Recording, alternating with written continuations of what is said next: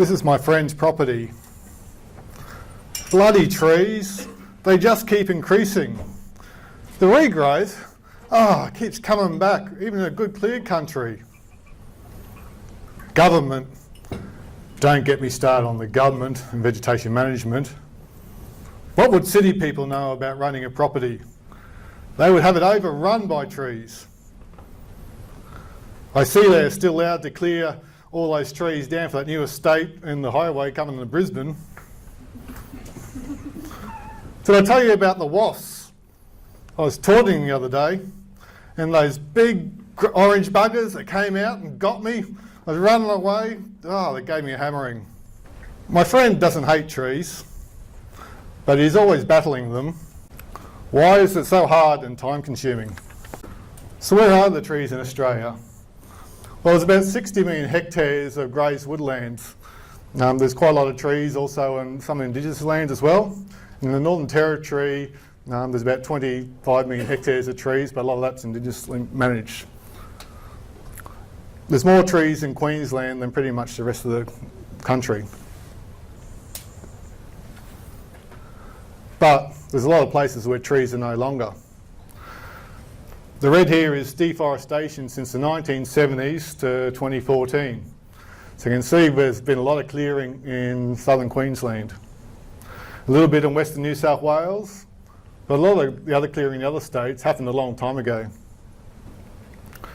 So each year there's about 100,000 hectares of remnant vegetation still cleared in Queensland, and nearly 300,000 hectares of regrowth is re-cleared.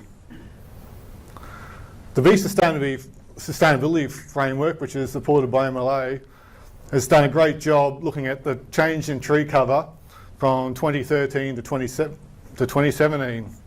And it's showing for Queensland there's actually about a 0.3% increase in the woody cover during that period. But that needs to be matched with a loss of about 3.6% of primary or remnant woody vegetation. So there are very much big regional differences across Australia, and these need to be taken into account, and particularly there is very big implications for biodiversity, for carbon storage, for hydrology and sustainability. When we look at trees on the world stage and using satellite data, the trees are actually increasing in cover across a lot of the world. So the blue here is increasing tree cover, and you can see for the red arrow there's actually quite a bit of a grazing land in eastern Australia is actually getting more trees. But that again is balanced by other parts of the world which are losing quite a lot of trees, and you look at South America, there's quite a lot of red. So again, there's regional differences, and it's definitely not all one way. So one of the common things we're seeing in a lot of our grazed woodlands is woodland thickening. This paddock here used to have the house cow for the property. We used to be able to see the house cow anywhere in this paddock, and now young trees everywhere. There's always some trees there, but it used to be very open. And a lot of our quite open grasslands have also come more invaded with woody species as well. This is an example from southwest Queensland, and in the 1950s there's big box trees in that country, but over the next 50 years a lot of mulga has come into that country and really thickened up to almost eliminate grass cover. But again, it's not all one way. Through desert uplands up around Charters Towers, there's also been a lot of drought death for trees, and a lot of country has opened right up compared to what it was. And that's been linked to drought, in other cases it's been disease and other pests. We all know these, everyone's seen these changes happening in different countries, remember from their childhood properties and visits to friends' places and things. We're actually now getting the tools with satellite imagery that these are a lot more available. And I mentioned the Bee Sustainability Framework, and the tools that are coming from that are going to allow producers to actually look a lot more closely at their property and how those changes have happened over time. There's also the Australian Greenhouse Accounts, and ABARES forest cover also provides some data on how trees are changing. And you can even look at Queensland Globe and some of those slats data, and looking at remnant and non-remnant vegetation, the clearing rates in that country. And also down the track too, we're going to have other products like the foliage protected cover FPC report, which actually it's going to allow to look at what the impact on pasture production is going to be. So what are the drivers of tree and woodland dynamics? Climate, droughts and wet periods, and Jill's has spoken a lot about that. Fire is prescribed, wildfires, and much of grazing land is actually a lack of fire. There's more carbon dioxide in the atmosphere, and there's quite a bit of evidence that shows that trees are able to take advantage of that more than some of our grasses. There's also a lot of human-induced clearing, pushing, pulling, chemical stick rate. And there's also forestry management, so whether it's cutting down trees for timber or thinning or forest practice. One thing we see in the grazed woodlands of Australia is that direct grazing of the regrowth or woody plants does not seem to be a big issue up in Northern Australia. Down in Southern Australia, grazing seems to have a big impact. It stops trees coming back. So how do grazing land trees work? And I'll talk through the slide a little bit. So obviously you've got a tree, got the grasses growing in between the trees. Where trees get most of their water and where most of their roots are exactly in the same spot as your grasses. So they're always in direct competition. I put a few roots down deeper, but it takes more energy to get water and nutrients from deeper in the soil profile. So in preference, they always take the moisture and nutrients from that surface when it's available.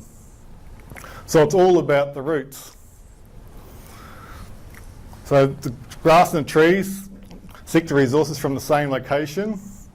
So the trees are going to compete with trees, the grass and the trees compete, and the grasses and grasses compete. And for most of Northern Australia, they're competing for soil water, a little bit of nutrients, and it's really sunlight.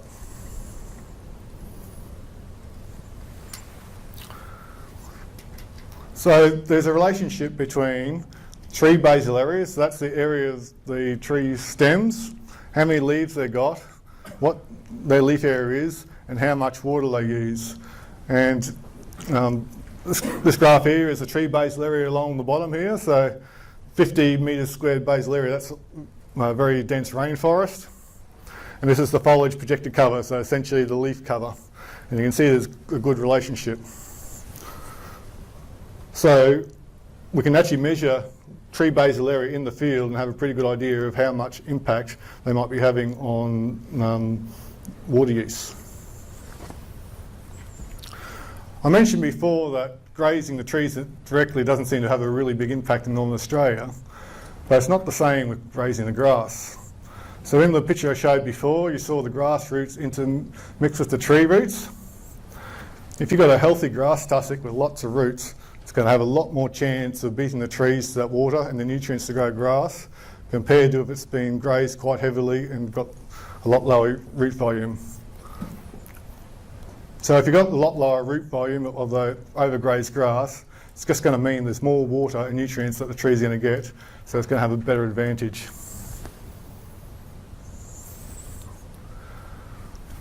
So as possibly heard, there's a lot of talk about trees are more important in some parts of the country and less important in the other parts of the country.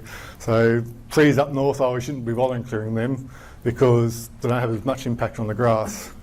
And I'll just explain a little bit why that's the case. So Jill talked about our rainfall patterns before. So you've got spring, summer, autumn, winter, and this is just soil moisture. So if in far northern Australia, it's quite dry, the soil's dry, you get the cyclone come through or the monsoon come in and it very quickly increases the soil moisture up. And then the end of the season after 2 or 3 months comes down very quickly. The same would happen in very sandy soil.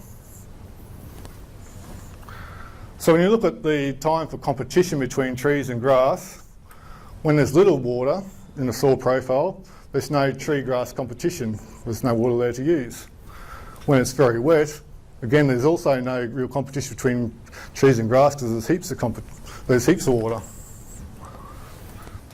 There's only time in this little shoulder period on each side where you get water limited conditions and the trees are really competing with the grass. So in far northern Australia, they're spending less time competing with the grass. If you compare that to somewhere like more southern Queensland, there mightn't be the big peak of soil moisture as often, but the time when there's little soil moisture is a lot shorter. You don't get a lot of excess waters, so it's there's less time where there's too much water, and there's a lot longer period of when they're in between, so a lot more longer period where the trees are actually competing with the grass. So if you compare those two examples, you expect there to be more tree grass competition as trees increase in some of these situations, which may be a heavier soil or something like that, compared to further north in northern Australia. So when you put those together, we have tree basal area along the bottom here, and this is pasture yield. So depending on the soil type and the tree type, you can actually get graphs of, as trees increase, how much the pasture yield drops. And this line down here is mulga, again not a real lot of rainfall, and also soil's not holding a real lot of moisture. So actually quite a few, difference between different land types, so it's not all exactly the same response. And we can generate these tree grass relationships. This is an example up in some brigalow country. So I looked at the grass where it had been cleared, some regrowth and some remnant vegetation. And we looked at the grass that grew in that area. In the grassland area, in this year it was about 2.5 tonnes of grass grown. The regrowth treatment was about half that, and then remnant vegetation was about half that again. So using that, we can actually generate those tree grass relationships for different land types.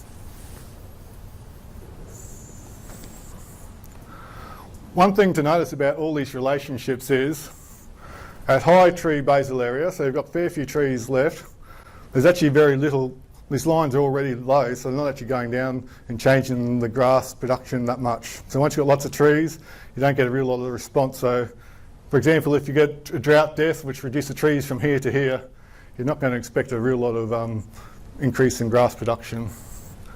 It's mainly in this zone between fully cleared to about 5 metres square per hectare of trees where this line drops quite quickly, and that's where you get the big response to your tree management or natural tree dynamics. Also, as part of the whole tree story is to hear talk about, oh well, maybe we can just thin the trees out a little bit. That'll actually get reduce the basal area, or should we do it all in clear strip or a big clump or something like that? I mentioned before about tree competition. So if you thin the trees out, which is this line here, the more, because they've got extra space between the trees, those trees actually grow quite faster, so they'll actually grow back. So any clearing effort you put in, those trees will grow back quite quickly. Whereas if they're left in a clump, they'll actually grow much slower. So it's a consideration of the type of clearing or management you might do. Also, to consider is the edge effect. So this is basically a cleared strip along some brigalow regrowth. In 2 different seasons, you can see the buffalo grass has actually died off much sooner than if it's out in the open. So if you had only cleared, scattered bits of that regrowth, you'd end up with a lot larger area of dead grass across that paddock. But it comes at a balance, so you've got to look at your property and work out what the best arrangement of trees might be. So, as you've probably gathered from those last few slides, is one of the things that people can look at doing to actually work out how to manage their trees on their property is to get an understanding of what the tree basal area is. And you can use that, you can use a few tools to do that. So a dendrometer is the little diagram on the side there. We actually hold it up and you count all the trees which are bigger than the little wedge in the middle of the frame there. And if you count that, that'll give you a good idea of what your tree density is, and then you can start to compare it to some of those tree grass relationships. That's also demonstrated by this little video with Bob Shepherd here on the Future Beef website. Another thing we can do is actually look at the foliage projected cover from the satellite imagery, and we can convert that back to tree basal area as well, so that can actually help you look at it across the whole property or even at catchment scales. So we've all seen that trees can have an impact on your pasture production and have an impact on your grazing productivity, but it's not all about having no trees or all trees or no trees. It's about having a balance of trees. And I think we're entering a real period of a history where there's actually a lot more opportunities to create value from trees. And you've heard about some of the carbon market potential this morning, and the discussion around, if you have trees, maybe you get it on less productive country or something like that, where it's not having a big impact on your grazing productivity.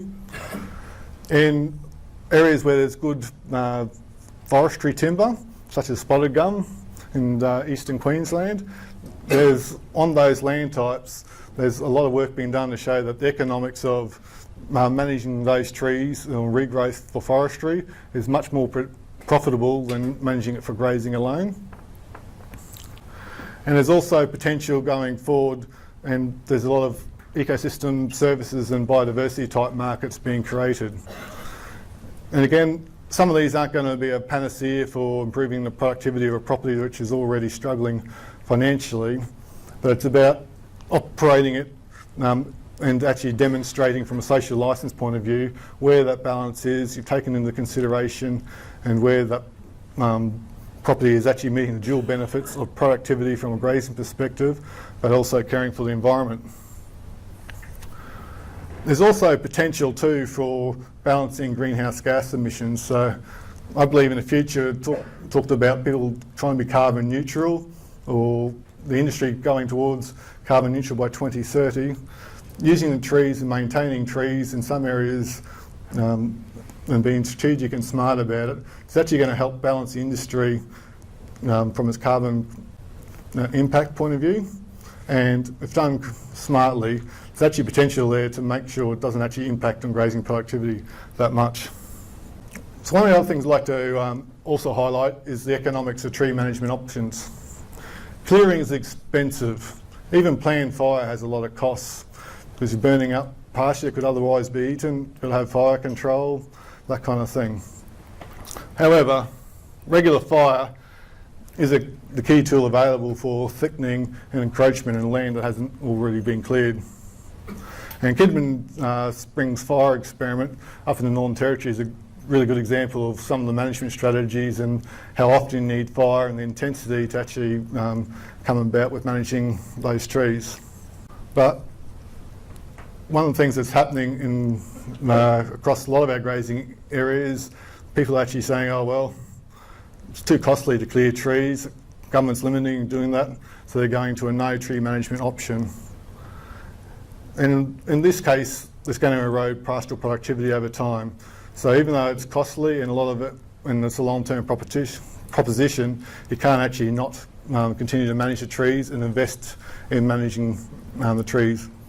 And part of that's going to actually come into balance with grazing and good pasture management. If you have enough pasture available in the growing season for good land condition, it also provides the opportunity for having fires every now and again. But every property is different, and you need to really consider doing a detailed on-farm economic analysis of what the options are. Forestry actually have some good tools they're developing at the moment, which is looking at some of the forestry options. And there are examples of other analyses which looked at what the impact and trade-off between maintaining more woody vegetation and also pasture productivity and the costs involved in those options. So take-home messages today are the trees and grass are always going to be a balance, and they're going to require management to get good outcomes. There are large regional differences in the trees retained and cleared, and that's always going to put pressure on some regions where there's probably been over-clearing, and some areas where the woody vegetation is increasing at such a rate that it's going to make pasture productivity difficult. You need to assess the economics of the different management options. You can't just go and say, oh, I've always cleared this country, or if I don't clear it, it's all going to be taken over, or, well, it's not worth clearing at all. You really need to sit down and do the economic analysis to work out what a good option is. And I think for producers into the future, there's going to be a need to look at what options are there to value the trees that are retained. Are there other options to look at carbon, biodiversity credits? And it may or not be for a large financial gain, but it's about demonstrating good stewardship and meeting the social licence, and we heard that talked about with Paraway this morning.